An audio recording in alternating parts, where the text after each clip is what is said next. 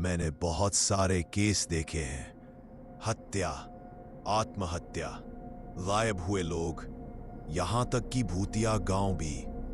लेकिन जो मैंने रांची के पास उस पुराने पागल खाने में देखा, वो अब भी हर रात मेरे ख्वाबों में आता है।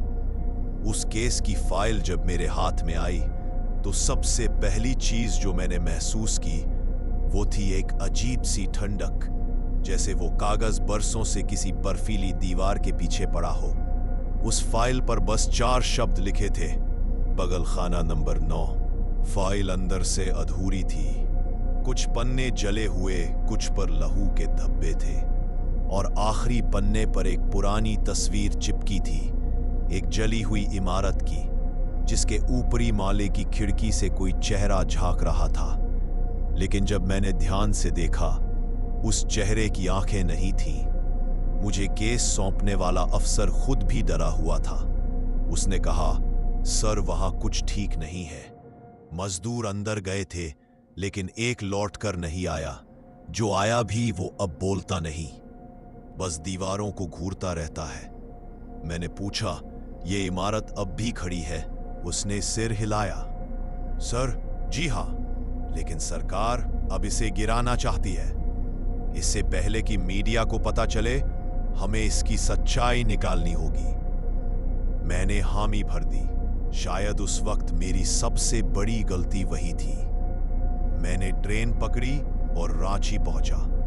स्टेशन पर उतरते ही एक अजीब सन्नाटा था, जैसे पूरा शहर कुछ छुपा रहा हो। मैं टैक्सी में बैठा और ड्राइवर को उस लोकेशन का नाम बताया। वो चौंक गया। पागल खाना?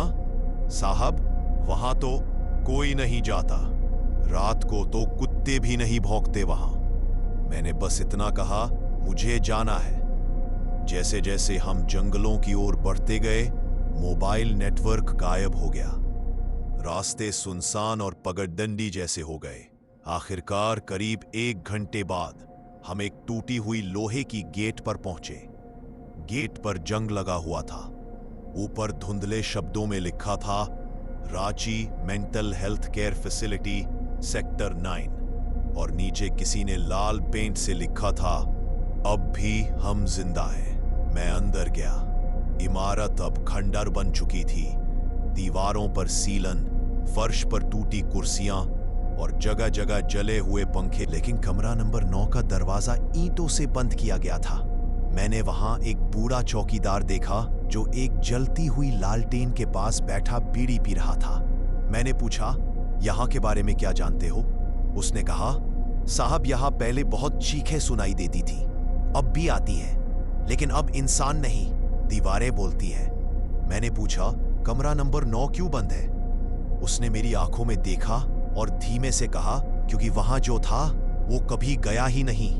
मैंने अपनी टॉर्च जलाई और अंदर जाने का फैसला किया। पूरा पागल खाना जैसे जी रहा था। हर दीवार पर जैसे कोई कुछ फुसफुसा रहा था। अचानक मेरी टॉर्च बंद हो गई।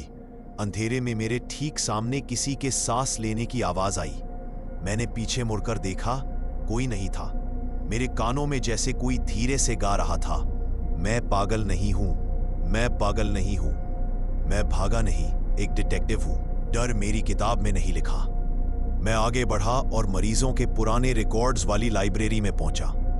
वहां धूल में दबे एक पुराने रजिस्टर में मैंने एक नाम देखा, केस नंबर 9, नाम अज्ञात, उम्र, लक्षण, खुद को भगवान का बेटा कहता था, इलाज इलेक्ट्रोशॉक थेरेपी, प्रयोगात्मक, और नीचे डॉक्टर की टिप्पणी थी, किसी भी हाल में इसे खुला ना छोड़ा जाए। यह बोलता है और जो सुनता है वो मरता है। मैंने फाइल वापस रख दी।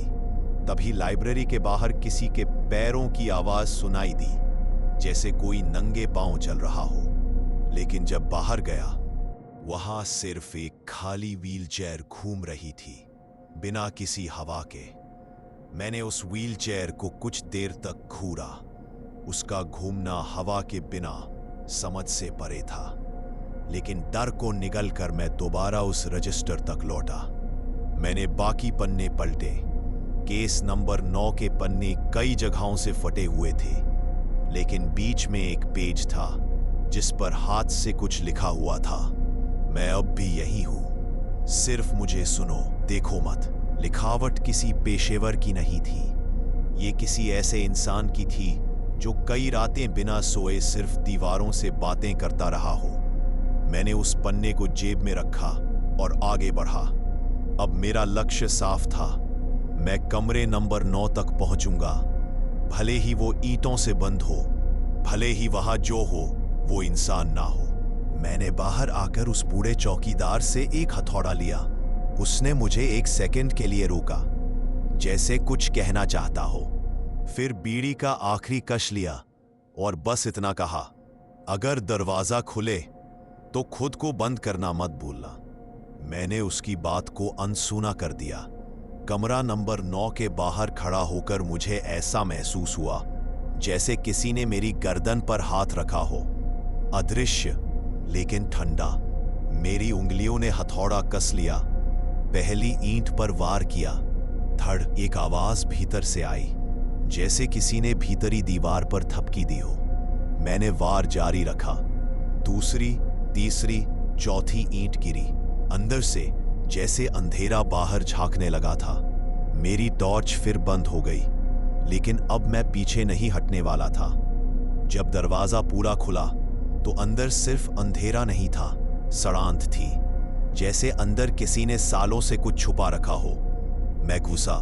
कमरे का फर्श गीला था, लेकिन पानी जैसा नहीं।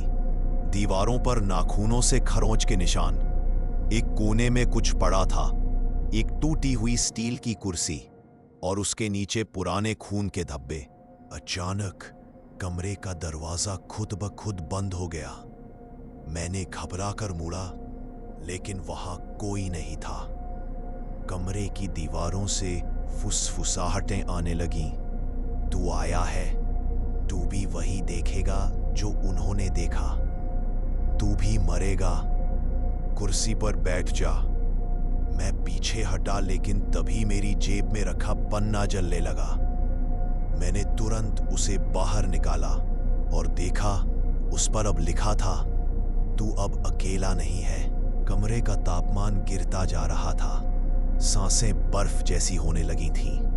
और तभी दीवार पर एक चेहरा उभरा। आंखें नहीं, बस गड्ढे। मुंह नहीं, सिर्फ खून रिसता हुआ घाव। मैंने होश में रहते हुए अपने हाथ में रजिस्टर निकाला और देखा, केस नंबर 9 के नीचे एक और लाइन जुड़ी थी जो पहले नहीं थी। डिटेक्टिव विक्रम चौहान, अस्थायी रूप से भर्ती। मैंने वो पन्ना जमीन पर फेंका और दीवार को देखा।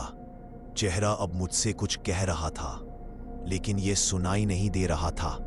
वो मेरे दिमाग में बोल रहा था, मैं बाहर नहीं आऊंगा, तुझे भीतर लाऊंगा। मेरे सिर में तेज दर्द होने लगा। मेरी आंखों के सामने वो सारे पुराने केस घूमने लगे। मुझसे जुड़े हर मरे हुए की चीखें, हर आत्मा जो मैंने देखी अब मेरे चारों ओर थी। कमरे में अचानक लाइटें जल गईं और मैं अब उस कुर्सी पर बैठा था। मुझे नहीं पता मैं कब बैठा, पर मुझे इतना जरूर पता था, इस बार केस मैं नहीं सुलझा रहा था। इस बार केस मेरा था। मैं नहीं जानता कि मैंने उस कुर्सी पर कब और कैसे बैठना स्वीकार कर लिया, लेकिन जब होश आया तो मेरे चारों तरफ 4 दीवारें थीं, बिना दरवाजे के। छत से एक पुराना जंग लगा पंखा झूल रहा था जो कभी रुकता नहीं था, और हर घुमाव पर एक कराह। कमरे में एक टेबल थी, उस पर एक पुराना टेप रिकॉर्डर रखा था। सिर झटका, दर्द की लहर दौड़ गई। मैं उठा, डगमगाते हुए टेप की ओर बढ़ा। बटन दबाते ही टेप चालू हुआ। एक धीमी आवाज शुरू हुई, टूटी फूटी, जैसे किसी ने जबरदस्ती रिकॉर्ड की हो। नाम पता नहीं, मुझे यहां लाया गया था जब मैं 12 साल का था। उन्होंने कहा मैं भगवान का बेटा हूं, लेकिन यहां उन्होंने भगवान को भी पागल बना दिया। कभी कभी रात में कोई मेरे कमरे में आता था। वो आदमी नहीं था, उसके मुंह से सांप निकलते थे। वो मेरी आंखों में देखता था और कहता था, अब तू मेरा है। मैंने तुरंत टेप बंद कर दिया। वो आवाज सिर्फ टेप में नहीं थी, वो मेरे कान में थी, मेरे भीतर। कमरे में फिर बदलाव शुरू हुआ। दीवारें पिघलने लगी, सचमुच जैसे प्लास्टर नहीं मांस हो। एक कोने से खून टपकने लगा और उस खून की लकीर ने दीवार पर शब्द बनाए, तू भी अब केस नंबर 9 है। मैंने एक झटका दिया और दरवाजा तलाशने लगा, लेकिन अब कोई दरवाजा नहीं था, बस वहीं 4 दीवारें और एक ध्वनि जो बढ़ती जा रही थी, मैं पागल नहीं हूं, मैं पागल नहीं हूं। और तभी एक झटके से कमरा गायब हो गया। मैं अब एक पुराने ऑपरेशन थिएटर में खड़ा था। मेरे चारों ओर नर्सों की परछायाएं थीं। उनके चेहरे सिले हुए थे, उनकी आंखें सिर्फ काले गड्ढे थीं। और ऑपरेशन टेबल पर कोई जिंदा इंसान नहीं था, वो मैं ही था, मेरी ही छवि, बेहोश, बेबस और चिल्लाती हुई। एक नर्स मेरी ओर मुड़ी और कहा, तू खुद को बचाने आया था, लेकिन यहां कोई खुद को नहीं बचाता, यहां तो बस खुद को खोता है। मैंने जैसे तैसे पलटा और भागा। दरवाजा खुला था। मैं उस खंडहर से बाहर निकल भागा, दौड़ता रहा जब तक सांस फूल नहीं गई। मैंने पीछे देखा, पागल खाना नंबर 9 अब भी वहां खड़ा था, लेकिन उसकी खिड़कियों में अब हर कमरे में कोई न कोई देख रहा था। कोई नहीं कह सकता कि वे जिंदा थे या नहीं। मैं सड़क तक लौटा। चौकीदार अब वहां नहीं था। मेरी जीप वही थी, लेकिन उस पर खून से लिखा था, जांच पूरी नहीं हुई। मैं रांची लौट आया। होटल में चुपचाप बैठा रहा, किसी से बात नहीं की। अगली सुबह उठते ही मुझे कमरे के शीशे पर एक नोट चिपका मिला। अब तुम जानते हो कि केस नंबर 9 कौन था। अगला नंबर किसका है। मैंने वो नोट जेब में डाला और बाहर देखा। एक बच्चा साइकिल चला रहा था। उसकी पीठ पर सफेद कोट था, अस्पताल का। मैंने पलकें झपकाई। वो बच्चा अब वहां नहीं था। मैं रांची से निकल चुका था, या शायद मैं समझ रहा था कि निकल चुका हूं। लेकिन जिस रात मैंने ट्रेन पकड़ी, डिब्बा नंबर S9 में मेरी सीट थी और ठीक मेरे सामने की खिड़की पर ट्रेन चलने से पहले ही कोई बैठा था। चेहरा साफ नहीं था, बस वही गड्ढे जैसी आंखें जो मैंने पागल खाने में देखी थी। मैंने घबराकर दूसरी ओर देखा, लेकिन जब नजर लौटाई वहां कोई नहीं था। ट्रेन चली, रात गहराई और मेरे कानों में एक धीमी सी सरसराहट फिर गूंजने लगी। तू नहीं निकला, तू वहीं है, तू हम में से है। मैंने कानों में ईयरफोन लगा लिए, कुछ संगीत चलाया, लेकिन वो आवाज रुक नहीं रही थी। मैं झपक गया। जब आंख खुली तो मैं किसी गाड़ी में था। जी हां, वही सरकारी जीप जो मैंने पागल खाने में इस्तेमाल की थी, लेकिन वो अब जंगल के रास्ते पर चल रही थी।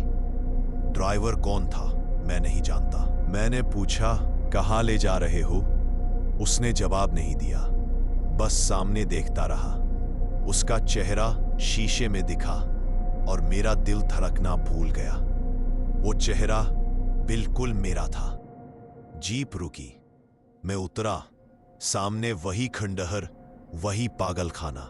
मैंने चीख कर कहा, मैं तो निकल गया था, ये क्या है? और तब मुझे समझ आया, मैं कभी निकला ही नहीं। वो जो ट्रेन थी, होटल, सब एक भ्रम था। मैं अब कमरे नंबर 9 का हिस्सा बन चुका था। मैं भागा पागल खाने के अंदर। अब वो बदल चुका था। दीवारों पर अब नाम थे, हजारों नाम, सब उन मरीजों के जो कभी वहां भर्ती हुए थे। और आखिरी नाम, विक्रम चौहान। मैंने अपने नाम पर हाथ रखा, तभी दीवार से खून रिसने लगा, वही खून जो रजिस्टर पर देखा था। अचानक मुझे लगा कोई मेरे कंधे के पीछे खड़ा है। मैंने पलटकर देखा, वो आदमी जो ऑपरेशन टेबल पर था, जो मैं था, अब मेरे सामने खड़ा था। क्यों आए थे? उसने पूछा। मैंने कहा, सच जानने। उसने मुस्कुराकर कहा, तो सुनो। और तभी कमरे की सारी दीवारें हट गईं। मैं अब एक पुराने हॉल में खड़ा था, जहां एक बड़ी सभा चल रही थी। डॉक्टर, नर्स, मरीज सब कुर्सियों पर बैठे थे, लेकिन सबकी आंखें सिल दी गई थी। सामने स्टेज पर एक आदमी खड़ा था, लंबा, सफेद कोट पहने, लेकिन चेहरा किसी मास्क से ढंका। वो बोला, हमारा अगला volunteer, case number 10, Vikram Chauhan. सब तालियां बजाने लगे, बेमन की डरावनी तालियां। मैंने पलटने की कोशिश की, लेकिन पैरों में जान नहीं थी। जैसे मैं कोई कठपुतली बन चुका था। स्टेज की लाइट जल उठी, कुर्सी तैयार थी, वही स्टील की, वही जिसके नीचे खून की बूंदें टपकती थी। और तभी मैंने देखा, कुर्सी पर कोई पहले से बैठा है, मैं ही।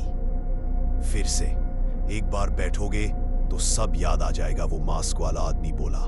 मैंने उसकी आंखों में देखा, या शायद उसके मास्क के पीछे की जगह में, और मुझे एक झटका लगा। मैं ये सब पहले देख चुका था, सालों पहले, जब मैं नया नया पुलिस में था। एक अजीब केस आया था। एक आदमी जो खुद को विक्रम चौहान बताता था, लेकिन उस नाम का कोई रिकॉर्ड नहीं था। वो लगातार बोलता रहता था, मैं भूल गया हूं पर मैं सही हूं, मेरी यादाश्त नहीं पर मेरी आत्मा गवाही देती है। तब मैंने उसे केस नंबर 9 में दर्ज करवाया था, उस पागल खाने में, उस कुर्सी पर। और अब वो मैं था। मैंने आंखें बंद की। शायद ये सजा थी, शायद कर्मों का हिसाब, या फिर पागल खाने की ताकत ने मुझे अपने भीतर खींच लिया था। जब आंखें खुली, मैं फिर उसी कमरे में था, कुर्सी पर।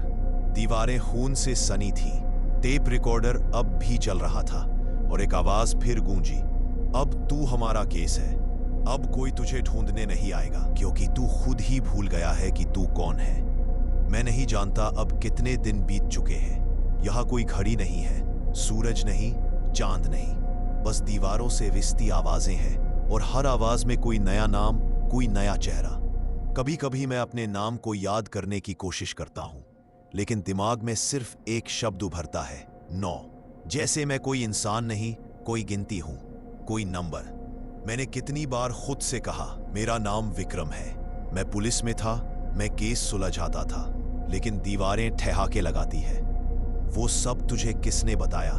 तेरी यादें भी तो यहीं की है ना? अब मेरे कमरे में हर रोज कोई नया दरवाजा खुलता है, एक भ्रम, एक सपना, या शायद कोई पेंडुलम जो मेरी चेतना को झुला देता है। हर दरवाजे के उस पार कोई चेहरा, कोई कहानी, और फिर वही अंत, मैं उस कहानी का हिस्सा। कल रात मैंने खुद को देखा, एक बच्ची के कमरे में, उसके टेडी बियर के भीतर। मैं उसकी मां को मारते देख रहा था, पर वो मैं नहीं था। फिर भी मैं था, पर आज कुछ बदला। आज मैंने कमरे की दीवारों पर एक नई दरार देखी। दीवार के पीछे कोई खुरच रहा था, जैसे भागने की कोशिश में हो। मैंने जोर से पुकारा, कौन है? एक धीमी आवाज आई, मैं केस नंबर 10 हूं, और मैं अब भी जिंदा हूं। मैंने वह दीवार खुरचनी शुरू की। उंगलियों से खून नहीं, लेकिन मैं तुझे वो दिखा सकता हूं जो तुझे भुला दिया गया। और उसने अपनी कोहनी पर एक पुरानी टैग पट्टी दिखाई। मैं यहां मरीज नहीं था, मैं यहां ट्रेनिंग पर आया था, इंटर्नशिप करने, एक केस स्टडी पर। और इस पूरी कहानी में जो डिटेक्टिव था, जो पुलिस की बातें करता था, वो मैं बन गया था। क्योंकि इतने सालों में उस जगह की स्मृति ने मुझे निगल लिया था। जो पागल थे, उनके सपनों ने मेरी असलियत चुरा ली थी। मैंने चिल्लाकर कहा, तो असली मैं कहाँ है? वो मुस्कुराया, जो यहां आता है वो कभी एक ही नहीं रहता। तुझे याद नहीं? तू पहले भी यही सवाल पूछ चुका है। मैंने दीवार में लगी खिड़की से बाहर देखा। अब पूरा पागल खाना मेरे चेहरे की परछाइयों से भरा था। हर मरीज, हर डॉक्टर, हर चीख, मेरी अपनी आवाज भी। मैं अब पहचान नहीं पाता कि मैं कौन हूं। हर सुबह मैं एक नई परछाई के साथ जागता हूं, कभी डॉक्टर, कभी मरीज, बस एक टिक, मानो किसी ने इस ठहरे हुए समय में दरार डाल दी हो। मैंने दीवार पर नजर डाली, अब वहां आईना लगा था। मैं नजदीक गया और देखा, वहां मैं नहीं था। वहां एक लड़का था, 22-23 साल का, आंखों में डर और माथे पर पसीना। वो लगातार बुदबुदा रहा था, मुझे यहां नहीं रहना, मुझे बस केस लिखना था। मुझे तो सिर्फ इंटर्नशिप करनी थी। मैं चिल्लाया, मैं कौन हूं? और वो लड़का बोला, तू मैं है और मैं वो हूं जो तू था।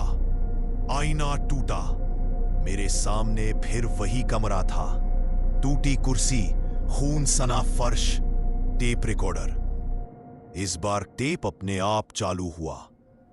Vikram Chauhan, trainee, subject observation of abnormality in isolation chamber 9। Note: subject forgot real identity after 14 continuous simulation sessions. Signs of mental collapse recorded. Status: absorbed by case memory. Final remark: number 9 consumes all. मैं वहीं बैठ गया। मेरी हंसी फूट पड़ी, बहुत देर तक, क्योंकि अब समझ आ चुका था, पागल खाना कोई इमारत, अब मैं भी उसका हिस्सा था। आज अगर कोई उस खंडहर के पास जाता है तो उसे एक कमरा जरूर दिखाई देता है। दरवाजा बंद होता है, लेकिन अंदर से धीमी धीमी आवाज आती है, मैं विक्रम चौहान हूं। मैं जानने आया था, अब मैं ही सवाल बन गया हूं।